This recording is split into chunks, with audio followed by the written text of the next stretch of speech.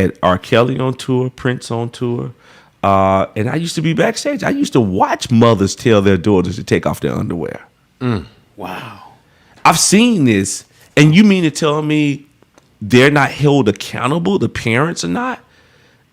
As Mr. Cosby say, the revolution starts in the home, right? Yes, sir. And so it was those things what I wanted to do for him. And I was in a train station last year, and his cousin Keith called me, and I recommended attorney Jennifer Bonjean. And she told me she was talking to them, and she's our attorney.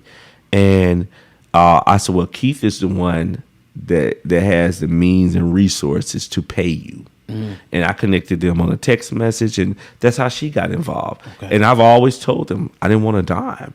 Now, I did tell Keith when we talked, and I want to put the truth and facts out here. I don't believe in hiding anything behind the door. So when people come back at your show, I want them to, they make whatever comments. Yeah. I want to put it all out here. I don't do halfway stories because this is not a halfway house show.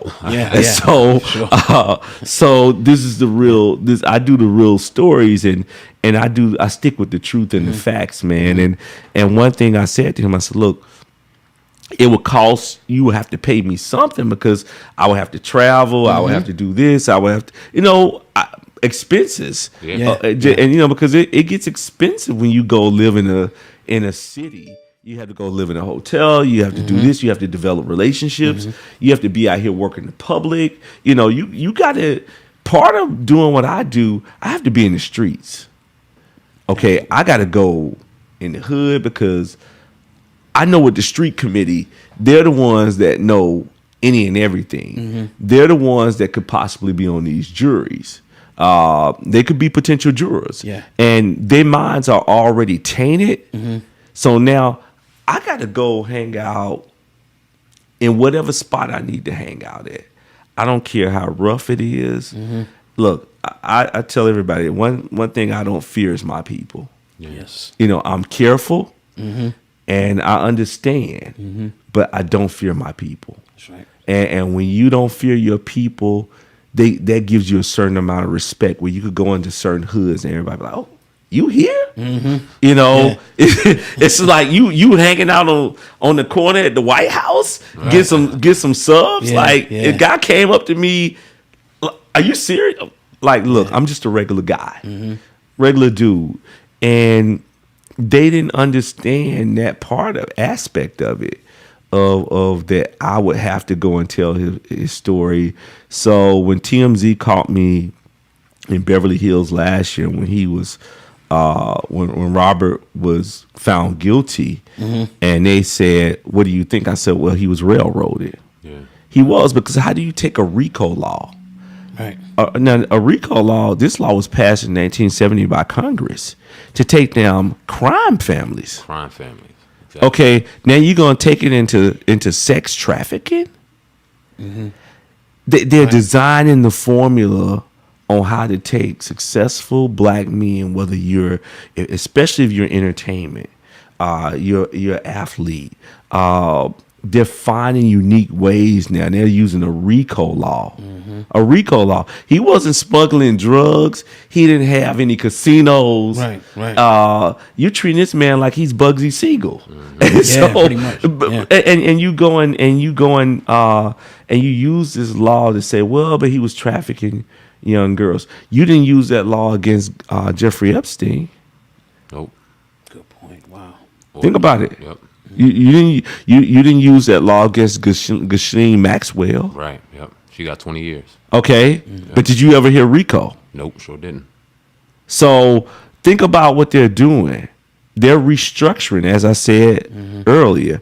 When we figure out the laws, because they created the laws, they restructure the laws. Yep.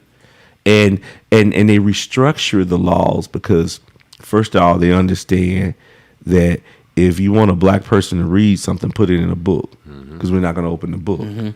And they understand that they got our attention focused on materialistic things, social media. How can I get the next, Gucci or Birkin bag? I live this life that's fictional. It's not. It's Tinseltown. Yep. It's truly that. So that's the background on Robert. I tried to stop Robert from doing the Gayle King interview. Yeah. And I called, and what Darrell did, he set the interview up, and Oprah funneled money in. And Robert never got to see a dime of it. And so look what Gayle did. She let him stand up. Even though he was emotional, Right. that's why he should have never done an interview. Exactly. Because look, we don't got pulled over by a cop with a traffic ticket.